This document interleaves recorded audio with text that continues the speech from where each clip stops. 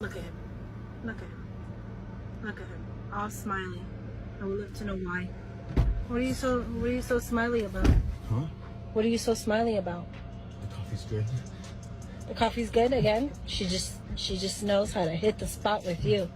Yeah, she does. You know what, Amanda? Why? Instead of you getting all jealous, how about you learn how to make coffee?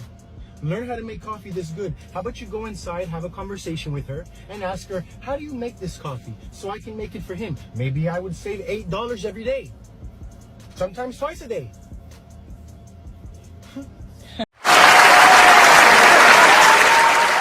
What's going on, guys? My name is Albert. In today's video, our main clip is going to be a woman complaining that she got dumped by a guy that she friend zoned in the most hilarious way. Guys, if you haven't already, guys, go ahead, hit that subscribe button, turn on post notifications so you don't miss any of my future videos. Do not forget to hit this video with a like. I really appreciate it. Also, it helps the channel grow. But before we get into the main clip, we have one clip that we have to break down that is really important for us to learn from. Without no further ado, guys, let's jump right into that first clip. So I'm watching Indian Matchmaker and I find it so interesting what characteristics people place importance on. Then it got me thinking, like, I also had some crazy preferences when I was 18. So I wanted to do a comparison of my dating preferences over the past 10 years. You couldn't talk to 18-year-old me if you weren't at least 6'2" or above. I don't know what it was, but there was something about a tall man to me that made me feel like it was more important than kindness. Like, I don't know. Number 2, athletic build. I loved athletes. You could have been a basketball player, soccer player, football player, didn't matter. But I quickly learned that all the guys that I dated that were athletes had like 5 girlfriends. There was even one guy I talked to for like 2 years. And then after 2 years, he was like, oh yeah, my ex-girlfriend's pregnant. And yeah, he was the father. Number 3 and 4 is nice, smile, and funny, but this is a lethal combination, okay? The guy will do something wrong, and he'll just smile at you with his pearly white teeth and make you laugh a little bit, and that laughter becomes laughing gas because you're back in the delusion, okay? You completely forgot what had just happened, how he had did you wrong. Now, my preferences at 18 weren't that bad, but as I got older, I realized, like, what I was looking for in men then aren't characteristics that really matter when you're trying to build, like, a really great partnership. It's also why my relationship didn't manifest into anything material, because everything I was looking for was rooted in superficial needs. Now what I look for is emotional intelligence. And if you didn't know, there are 5 components to emotional intelligence. But of the 3 that are really important to me are self-regulation, empathy, and self-awareness. Another thing I look for is sense of humor. Before it was funny, but I realized that I have a dry sense of humor, and sometimes people who are quite emotional or sensitive, I should say, don't respond well to a dry sense of humor. So someone who has a good sense of humor is important. Forthcoming. I believe there's a difference between being honest and being forthcoming. I want someone to give up the information without me even asking. Kind-hearted. I feel like being nice is what you do, but being kind is who you are. I hope that makes sense. I could have put hardworking, but I actually look for someone who has passion, because I kind of feel like when you are passionate about something, hard work is a byproduct. Adaptable. We are never going to be who we are over the course of our partnership. So I want someone who is going to be able to adapt to the newer versions of who I become, just as I'll be able to adapt to the newer versions of who they become. Another thing I look for is someone who's educated. Now, it doesn't have to be formal education, but education is something that's important to me. And the last thing is for real. Like, don't waste my time. Like, seriously, be for real. A man who cannot state his intentions at the start of our relationship is just not for me. Women go through different phases in their life, different stages in their life. When they're younger, they think they have all the time in the world. Why is this important? Because it's important because you need to know this when you're dating a woman.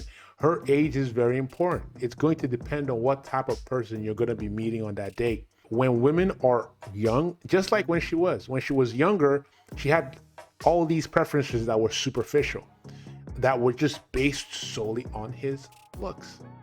And what does that mean? The looks, as she describes, were just Chads and Tyrones. Athlete, tall, over 6'2", had nothing to do with how much she was making, had nothing to do with any sort of stability a guy would bring her in a relationship. No, not really worried about his finances or anything. Just as long as he was able to pipe her down and give her good fun, and he was good looking, that was all she needed, because she's in that stage in her life where it's like all she cares about is having a good time. Once she starts getting into that late 20s, early 30s, now she's approaching the wall. She's approaching that wall and she's getting something called baby rabies. She's now in that stage in her life where she's like, oh, you know what? I don't have any more time. I don't have any more time to have fun. Now I gotta lock down that guy. I gotta lock down that provider. Before, she was going after the Chads and Tyrones. They were blowing her back out. It didn't matter. They would take her to McDonald's and blow her back out the same day, 30 minutes later.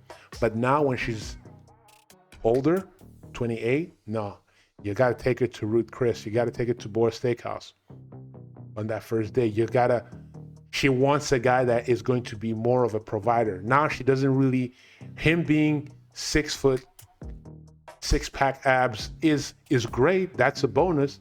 But what she's looking for now is a guy that is not out here running around blowing girls' backs out. She's now looking for a guy that is willing to settle down with her. But not only willing to settle down with her, but has the financial capabilities of taking care of her and her offspring. Now, here's what I'll say. I wish the media would tell women, yo, when you're younger, take advantage of your youth and your beauty and your fertility when you are younger. Stop chasing Tyrones and Chads when you're younger. Because if you start thinking about if the media or social media starts teaching these women, or even the women that are older start teaching the younger women, yo, make sure you take advantage of when you're younger and so that you have enough time. So by the time you're 26, 27, 28, you're already in a loving, committed relationship with the guy you love. And now you already have babies and now you can age gracefully. Instead of when you're older, now you're panicking and trying to lock down every Tom, Dick, and Harry. The biggest mistake you can make, is going for a guy who has liked you for ages. Going for a guy who has liked you for ages is the biggest mistake that you can make, okay? Because inside of their souls, they have a vendetta, okay? They're angry that it took you too long to see that they're the ones, especially when they're nice guys. There was one time I gave one of those a chance, liked me for ages, but I just wasn't sure. Do you know what I mean? I wasn't sure if he was right for me. And one day I decided to give him a chance. After 1 week, he didn't want me no more. He actually did not want me no more. And I remember asking him, does this feel like when you want a pair of shoes really, really badly, and then you finally get the pair of shoes, and then you suddenly realize, I don't really like these shoes? And he was like, yeah. And since that day, I vowed, if I don't like you straight away, I'm not going to wait for it to marinate. That's it. It's a done. Now she's kind of salty because the guy that she friend zoned in the beginning, and now she's finally giving him a chance. Finally, she's giving this guy a chance. He has been in the friend zone. He has been a loyal orbiter. Now she finally gives him a chance, and then he dumps her within 7 days. And then she thinks that he was planning this all along. Here's my honest opinion. I don't think he was planning this. I think to him, he was like, oh my goodness, I lucked out. He, in his mind, thought it would never happen. He was hoping it would happen. He was hoping he could catch her slipping, but he never thought. Because most guys in the friend zone never get to see the box, ever. It's like, once you're in that friend zone, you never get out. But on that fateful day, she gave him a chance. She gave this guy a chance, probably because she was out of options. Probably she didn't have anybody that she could lock down. All the Chads and Tyrones that she was trying to lock down were not locking her down. She finally gives this guy a chance. He hits, and then after 7 days, he goes, you know what? That box is not worth all that craziness. Because what happens? He probably smashed, and then he realized this chick is not all there. He probably realized this chick was not a good fit for him. She probably didn't make a good girlfriend. Because something that I know about guys is once they're dating a girl and she's actually great for them, they will do everything in their power to lock her down. And if a guy is not locking you down, as a woman, you need to start thinking, what is it what is it you, as a woman, you have to start thinking, what is it that you're doing that every guy is passing you up? Every guy that you're smashing, every guy you're dating is passing you up. You want to lock a guy down, but for some reason, they keep passing her up. But here's the thing, most women, they never do self-reflection. They never go, wait a minute, all these other guys that I try to lock down are not locking me down. Maybe there's something that I'm doing. No. They always want to put the blame on the guy. Oh, I shouldn't have given him a chance. Oh, he was in the friend zone. I shouldn't have given him a chance. And that is the problem. She thinks she's doing the guy a favor. How is that supposed to build a long-term relationship?